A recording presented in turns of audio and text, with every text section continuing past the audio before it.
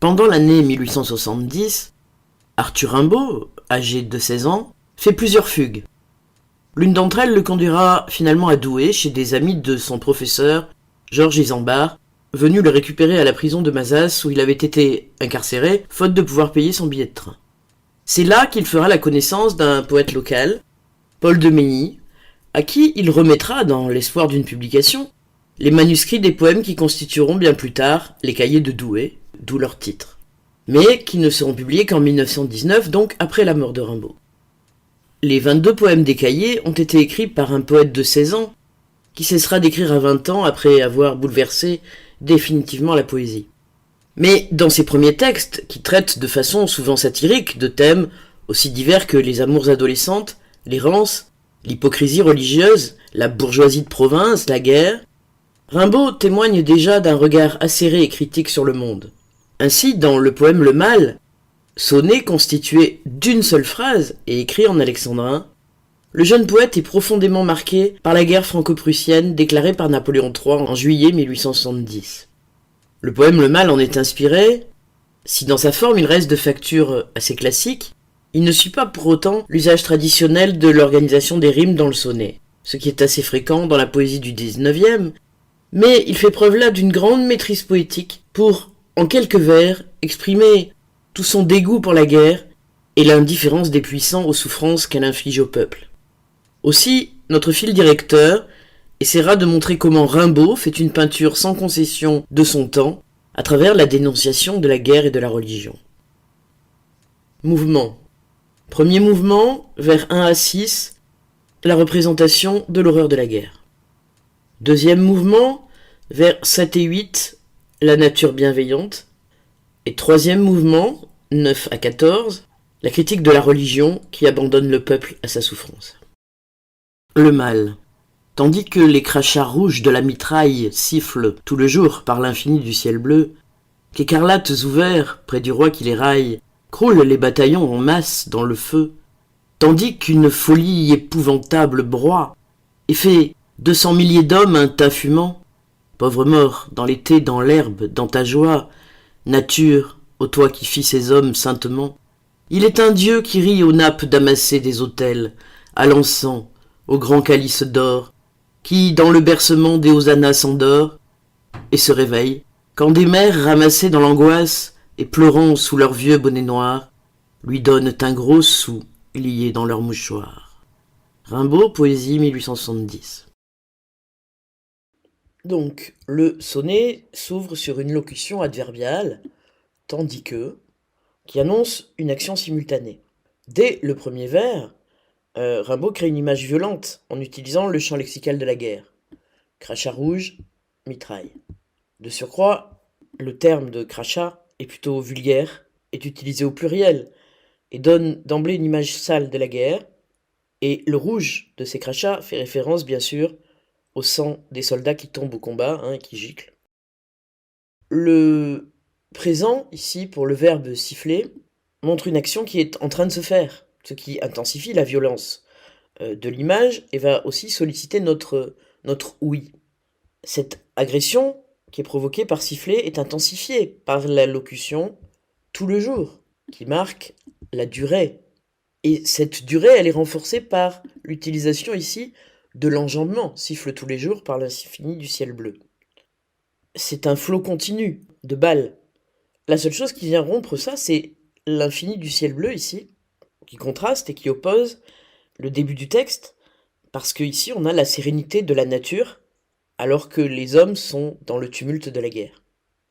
Les deux vers suivants s'ouvrent par une métonymie ici, puisque les soldats sont désignés par la couleur de leur uniforme, ce qui évidemment les déshumanise et en fait des objets. Ces couleurs, représentant les hommes au pluriel, s'opposent au singulier, ici, roi. Roi qui représente l'empereur Napoléon III, mais d'une manière plus générale, bien sûr, tous les tyrans. Parce que, peu importe le camp dans lequel on est, les hommes importent peu pour ceux qui les dirigent. Ils sont ce qu'on appelle communément de la chair à canon. Ici, la relative qui les raille vient montrer justement ce mépris du pouvoir Et d'autant plus que rail, ici, rime avec mitraille. Le verbe crouler aussi est au présent et montre l'état d'épuisement et les masses d'hommes qui meurent.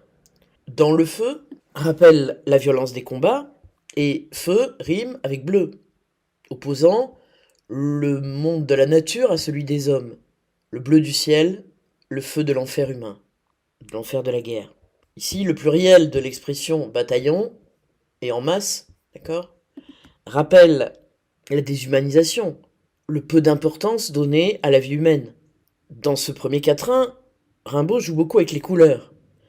Couleur de l'enfer, pour les hommes, rouge, écarlate, feu, qui illustre la violence, le mal.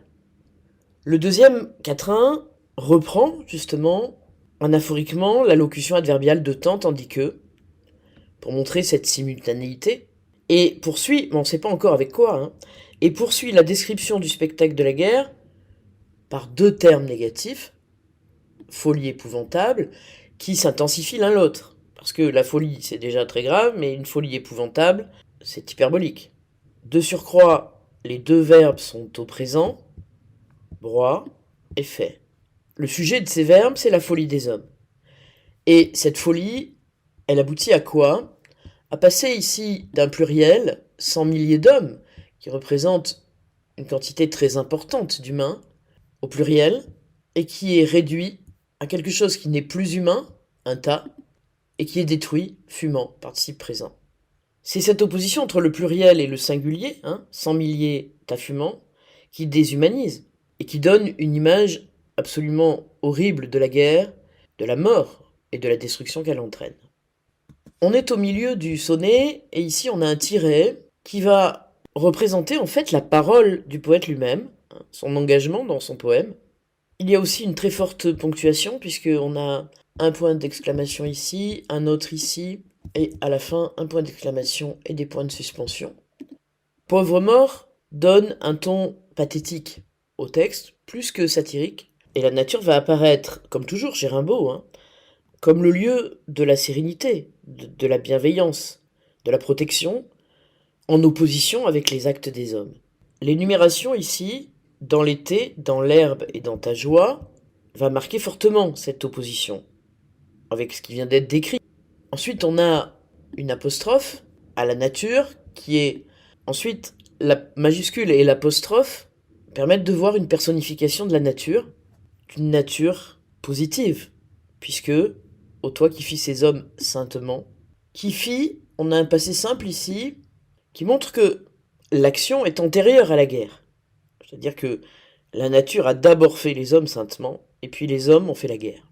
Et les hommes vont préférer à cette nature bienveillante un dieu. Il est un dieu qui est la proposition principale en fait du sonnet, et il faut attendre ce premier tercet pour la voir. Il est un dieu qui rit aux nappes damassées.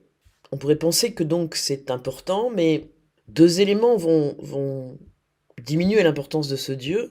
La forme impersonnelle, il est, et l'article indéfini un. Parce que c'est pas Dieu seulement, c'est il est un Dieu. C'est une manière de le dévaloriser.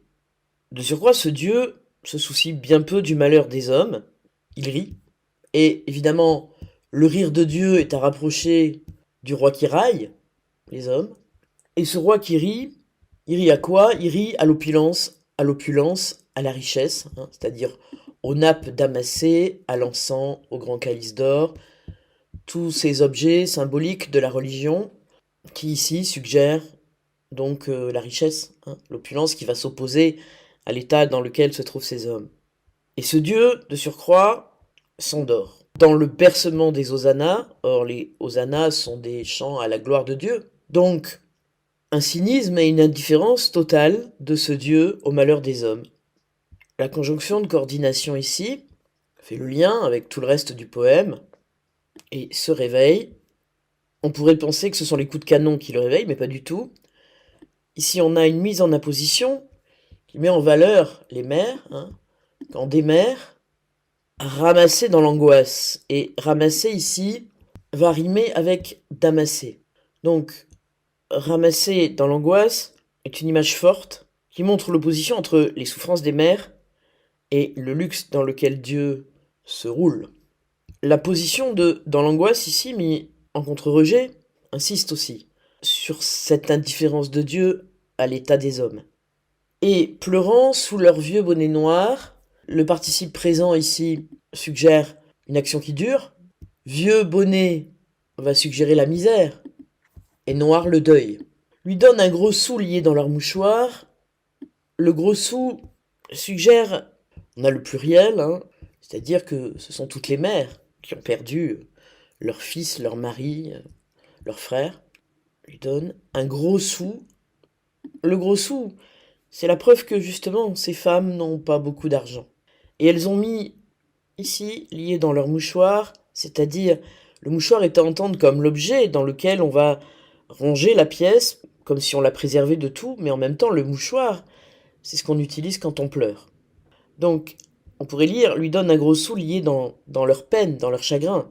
Et donc, ce dernier vers va intensifier le sentiment de pitié et d'indignation que produit le texte sur le lecteur, puisqu'on a un Dieu totalement indifférent au malheur des hommes, mais pas du tout indifférent à la richesse, la vénalité même, d'accord, puisque le réveil n'a lieu qu'au moment du don du gros sou, c'est-à-dire que c'est l'argent seul qui réveille Dieu.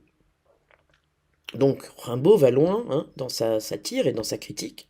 C'est donc par un jeu sur la simultanéité temporelle et l'opposition entre les hommes et les puissants, qu'ils soient rois ou dieux, que ce sonnet dénonce le mal. Un mal qui prend donc plusieurs visages, et Dieu et ses représentants méprisent le peuple et s'enrichissent sur sa souffrance. C'est donc un sonnet engagé, révolté, parfois cynique, que produit le jeune Rimbaud ici. Et on retrouvera cet esprit dans Le Dormeur du Val, ou Mort de 92 et 93 par exemple.